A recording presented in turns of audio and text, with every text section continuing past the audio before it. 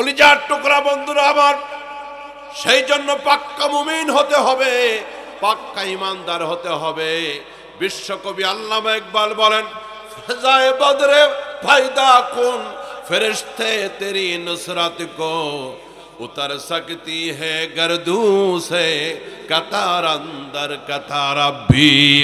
রে পৃথিবীর ইমানদারেরা, ওই বদরের ময়দানের 313 জন মুসলমানের মতো আজও যদি তোমরা ইমানদার হতে পারো, তাদের মতো পাকাপোক্ত ঈমান যদি তোমরা গঠন করতে পারো, আজ 2024 সালে আল্লাহ রাব্বুল আলামিন আকাশ থেকে হাজার হাজার ফেরেশতা নাজিল করে তোমাদেরকে সাহায্য করতে পারেন কিনা?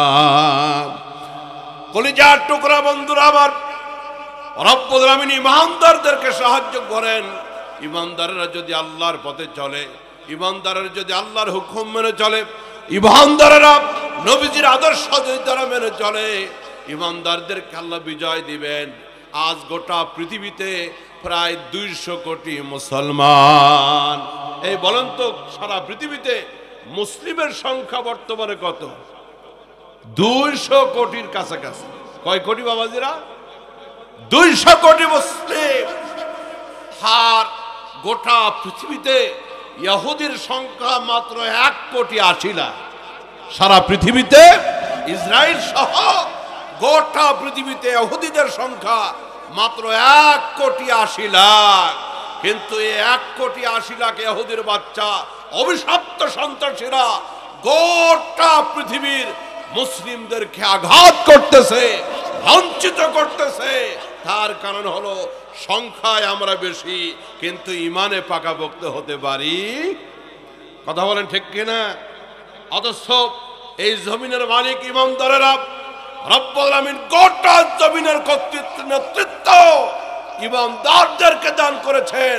কিন্তু এত নেতৃত্ব কর্তৃত্বর ক্ষমতা থাকা সত্ত্বেও 200 কোটি মুসলিম, 57টি মুসলিম রাষ্ট্র সারা পৃথিবীতে, এত সেনাবাহিনী আছে, এত পারমাণবিক অস্ত্র আছে, কিন্তু কাফেরদের হাতে মার খায়। এই জন্য মার খায়, গোলামি করি আমেরিকার, গোলামি করি রাশিয়ার, গোলামি করি ভারতের, রবের গোলামি করি না।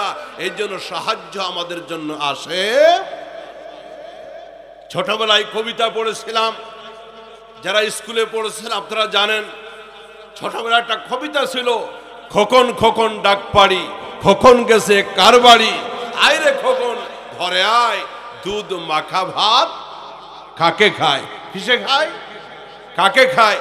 আচ্ছা জামালপুরের ভাইরা আপনারা বলেন, এই যে মা দুধ ভাত মাখিয়েছিল কার জন্য? খোকনের জন্য।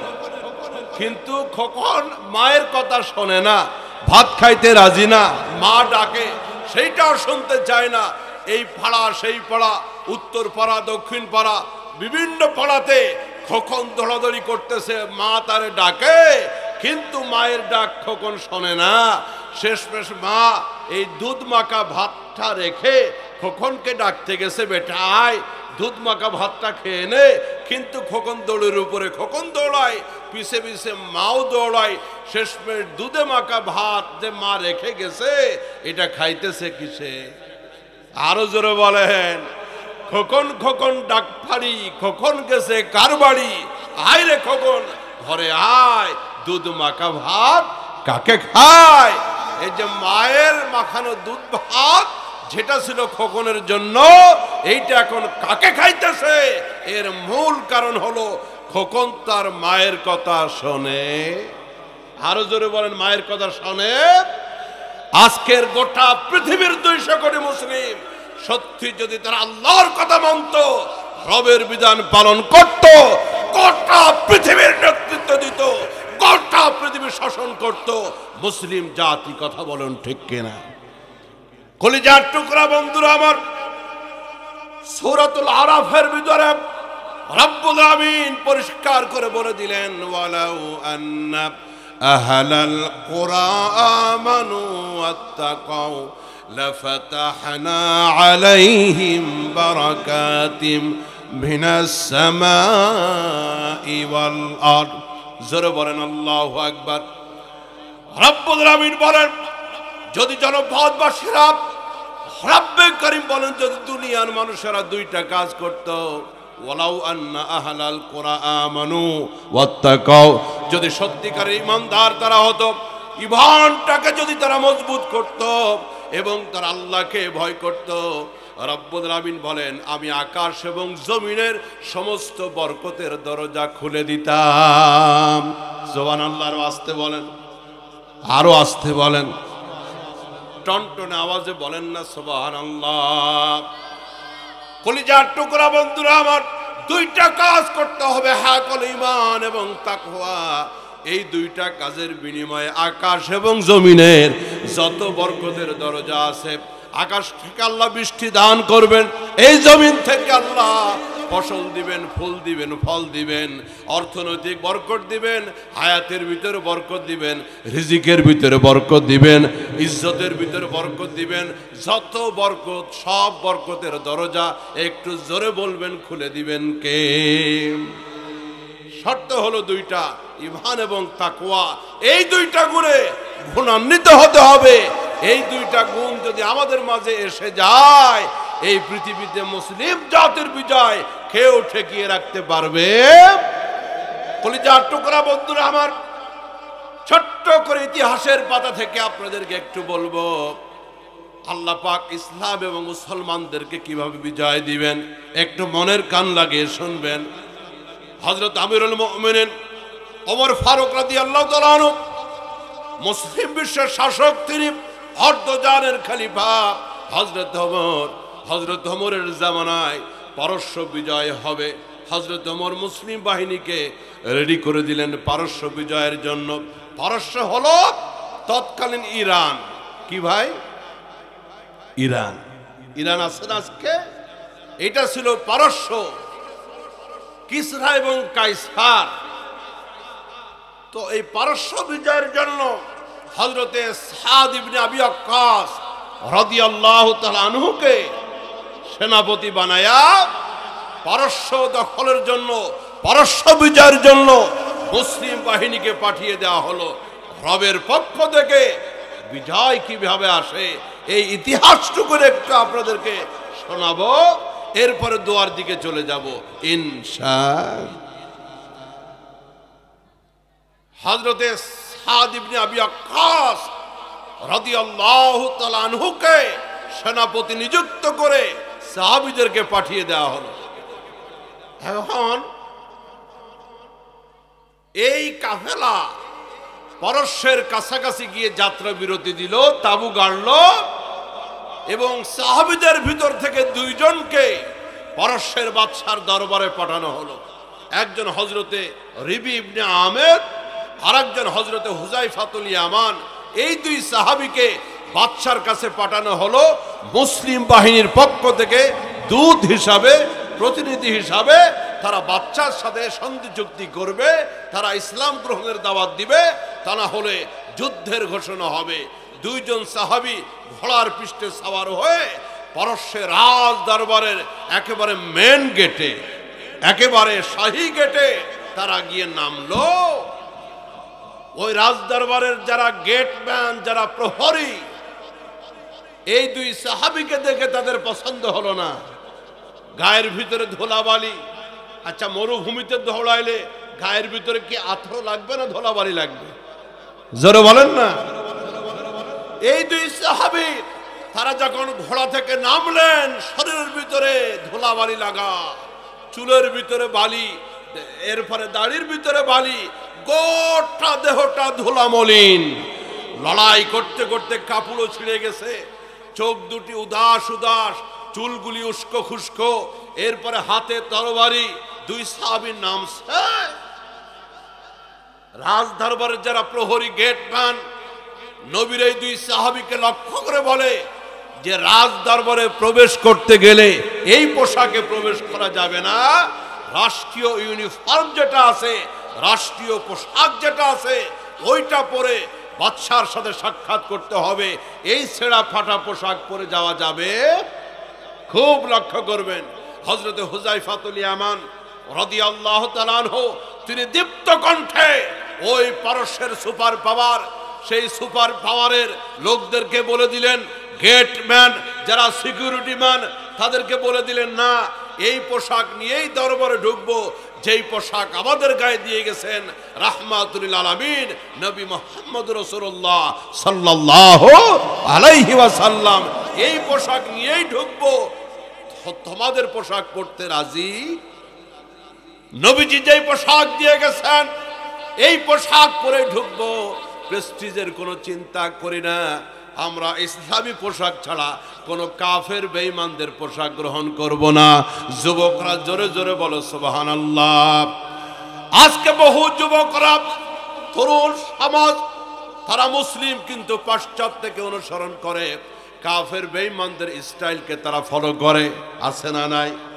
হলিউডের নায়ক কোনটা বলল, বলিউডের নায়ক কোনটা গ্রহণ করল, কে কোন পোশাক পরেছে, কার প্যান্টটা কেমন। এই জন্য কাফের বেঈমানদের অনুসরণ করতে গিয়া আজকে মুসলমানের ঘরের বেটা ভালো প্যান্টারে ছিড়া স্টাইল বানায়। আছে না নাই? হাঁটুর উপরে ছিড়া, এই জায়গায় ছিড়া, আবার পিছে দিয়ে কোন জায়গায় ছিড়া, দেখে মনে হয় ওর বাপ দাদা 14 গোষ্ঠী ভিখারি ছিল। আহা, কাফের বেঈমানদের স্টাইলকে অনুসরণ করতে গিয়ে যুবক এই ছেঁড়া প্যান্টের ভিতর দিয়া তোমার সতর আলগা হয়ে যাচ্ছে। যে অংশটুকু ঢেকে রাখা শরীয়ত তোমাকে ফরজ করেছে সেটা উন্মুক্ত হয়ে যাচ্ছে।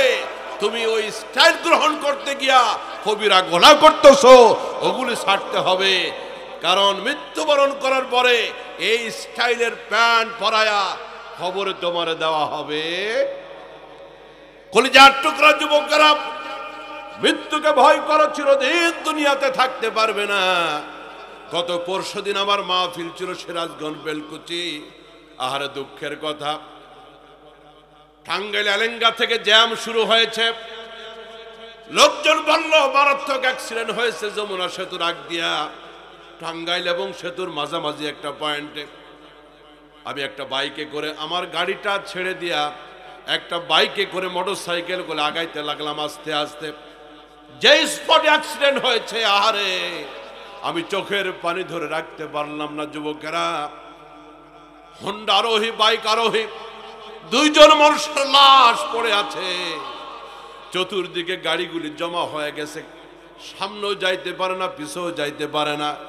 যে মুহূর্তে আমি গেলাম, পুলিশ বাহিনীর লোকেরা লাশ দুইটা প্যাকেটিং করে তারা গাড়িতে তুলতেছে। আহা, তারা তো আমাদের মতো যুবক ছিল, আমাদের মতোই মানুষ ছিল। তাদের তো ঘর সংসার আছে, তাদের ঘরের সন্তান আছে, মা বাবা আছে। হয়তো এই মরণের খবর তখন তাদের বাড়িতেও চলে গেছে। শোকের মাতম চলতেছে, কান্না চলতেছে। এই জন্য জীবন আজ আছে, কালকে বেঁচে থাকবো, হায়াতের কোনো গ্যারান্টি। আরো জোরে বলেন, আপনাদের কি আছে হায়াতের গ্যারান্টি? তার চেয়ারে বসা যারা, তাদের হায়াতের গ্যারান্টি নাই। যারা নিচে বসে আছেন তাদের হায়াতের গ্যারান্টি নাই। বক্তা সাহেবের মনে হয় গ্যারান্টি আছে। আরো জোরে বলেন। কলিজার টুকরা বন্ধুরা আমার, আজ আমি মিরপুর থেকে আসলাম জামালপুরে।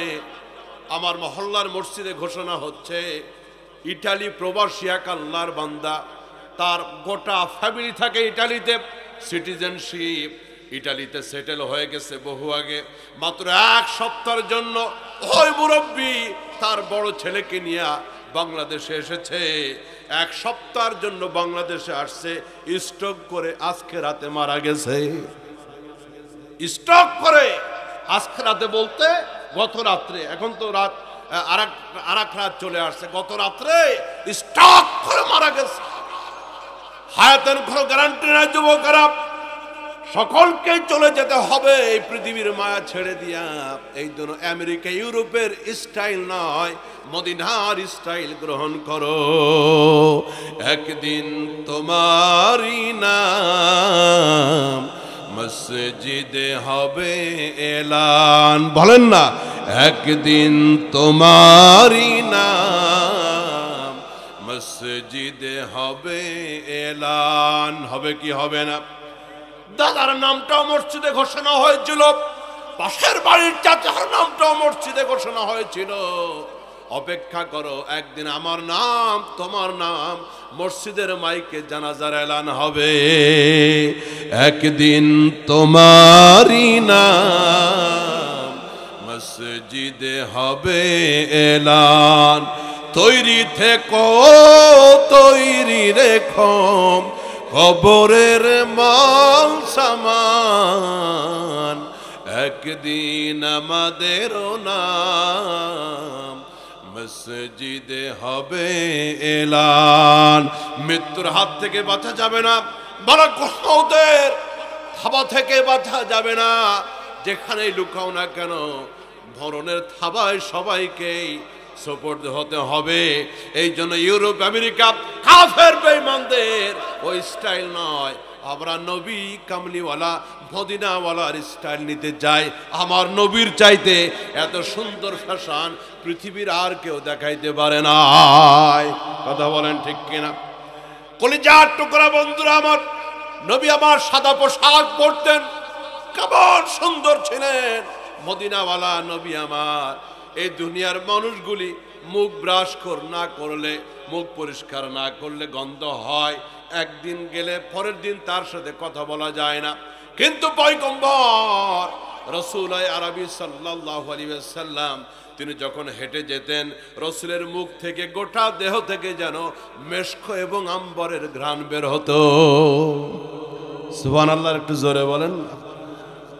নবীজি যখন হাসতেন, নবীজির হাসির সময় নবীজি তো মুস্কি হাসতেন, কিন্তু কখনো যদি রাসূলের দাঁত মোবারক দেখা যেত তো মনে হতো এই দাঁতের দ্রুতি, এই দাঁতের এত ঝিলিক ছিল, মনে হতো রাতের বেলা আকাশে যেন বিদ্যুৎ চমকে গেল। আল্লাহু আকবার। এই জন্য আমার যুবকরা, কলিজার টুকরা বন্ধুরা, মদিনাওয়ালার স্টাইল না, ওই কাফের বেঈমানদের স্টাইল ফলো করবা। কিয়ামতের ময়দানে কিন্তু তাদের সাথে হাসর হবে। আল্লাহর নবী বলেন, মান তাশাব্বাহা বিকওমিন ফাহুয়া মিনহুম। এই দুনিয়াতে যে যাদেরকে অনুসরণ করবে তাদের সাথে হাসর হবে। নাউজুবিল্লাহ, জোরে বলেন। নবীর দুই সাহাবী তৎকালীন পৃথিবীর সুপার পাওয়ার পারস্যের দরবারে একেবারে মেন গেটে দাঁড়ানো। পারস্যের লোকেরা বলল, দ্বার রক্ষী বলল, এই ছেঁড়া ফাটা পোশাকে রাজ দরবারে ঢোকা যাবে না, বাদশার সাথে কথা বলা যাবে না, ঢুকতে হলে রাষ্ট্রীয় ইউনিফর্ম পরতে হবে। হযরত হুযায়ফা বলেন, না, এটা নিয়েই ঢুকবো, অন্য পোশাক গায়ে লাগাবো। লোকগুলি গেল ভিতরে অনুমতি প্রার্থনা করতে। এর মাঝখানে আরেকজন সাহাবী, বড় মজার ঘটনা, শুনে যান। আরেকজন সাহাবী হযরতে রিবি ইবনে আমের রাদিয়াল্লাহু তাআলা আনহু। সাহাবীদের নাম শুনলে কি বলবো? রাদিয়াল্লাহু তাআলা আনহু, এটা কোরআনের নির্দেশ। আবার ভাইরা, হযরতে রিবি ইবনে আমের তিনি করতেছেন কি, একা একা দাঁড়িয়ে আছেন, লোকেরা ভিতরে পারমিশন আনতে গেছে, ইজাজত নিতে গেছে, এই দুইজনকে ঢুকতে দেওয়া যায় কি যায় না। এই ফাঁকে হযরতে রিবি ইবনে আমের তিনি তার তরবারিটা, যেই তরবারিটা বহু যুদ্ধের ময়দানে কাফেরদের ভিতরে চালিয়েছেন, লড়াই করেছেন, কাফেরদেরকে খতম করেছেন, এই পুরাতন তরবারির উপরে একটা কাপড় পেঁচানো ছিল। এই কাপড় পেঁচানো কাপড়টা তিনি খুলে একটু ঘষতেছেন, পরিষ্কার করতেছেন, মাজা করতেছেন। এই পুরাতন ভাঙ্গা ভোতা তরবারি দেখে পারস্যের দরবারের এক লোক একটু ক্রিটিসাইজ করলো। ক্রিটিসাইজ বোঝেন তো? তিরস্কার করতেছে, তুচ্ছ তাচ্ছিল্য করতেছে। ওই লোকটা বলতেছে, আচ্ছা, এই রকমের ভাঙ্গা ছড়া ভোতা তরবারি দিয়ে তোমরা পারস্য বিজয় করতে আসছো, একটা ভালো তরবারিও নাই তোমাদের কাছে। এই সুপার পাওয়ার, যেমন আজকের পৃথিবীর সুপার পাওয়ার আমেরিকা, রাশিয়া, কথা বলেন না কেন, আজকের পৃথিবীর সুপার পাওয়ার। তো লোকগুলি ক্রিটিসাইজ করতেছে তুচ্ছ করার জন্য, লজ্জা দেবার জন্য, বলে যে এই রকমের ভাঙ্গা চোড়া ভোতা তরবারি দিয়া এসেছো তোমরা সুপার পাওয়ার পারস্য বিজয় করতে, সাহস তো তোমাদের কম না। এবার হযরত রিবি ইবনে আমের সিংহের মতো গর্জন দিয়া ওই দরবারের লোকদেরকে বললেন, ও বন্ধুরা, তরবারি দেখছো, এটা পুরাতন হতে পারে, ভাঙ্গা ভোতা, কিন্তু যেই হস্ত দিয়া, যেই হাত দিয়া কাফের বেঈমানদের মাঝে এই তরবারি দিয়ে আঘাত করা হয়, এই তরবারি চালানো হয়, তরবারি দেখেছো, হাতের শক্তি এখনো দেখো নাই। আল্লাহু আকবার বলবেন না? আরো জোরে বলেন না আল্লাহু আকবার। এটা ইমানের শক্তি। কিসের শক্তি? তিনি যে বলেছেন তরবারি দেখছো কিন্তু হাত দেখো, বলে বাঘ দেখছিস, বাঘের গর্জন দেখিস, কথা আছে না? বাঘ দেখছিস, বাঘের গর্জন দেখিস নাই। হযরত রবি ইবনে আমের বলেন, তোমরা তরবারি দেখছো কিন্তু যেই তরবারি, যে হাত দিয়া তরবারি চালানো হয়, হাতের শক্তি দেখো নাই। তো পারস্যের দরবারের লোকেরা বলে, আচ্ছা মুসলমান, তোমাদের হাতেও বুঝি শক্তি আছে? দেখে তো মনে হয় কতদিন না খাওয়া, ঠিক মতো পেট করে খেতেও পারো না, জীর্ণ শরীর তোমাদের শরীর, হাতেও বুঝি শক্তি আছে? হযরত রবি ইবনে আমের বলেন, যদি পরীক্ষা করতে চাও হাতের শক্তি, তৈরি আছি আমি, পরীক্ষা করতে চাইলে দেখায় দিব হাতের শক্তি কারে বলে। আল্লাহু আকবার জোরে বলেন।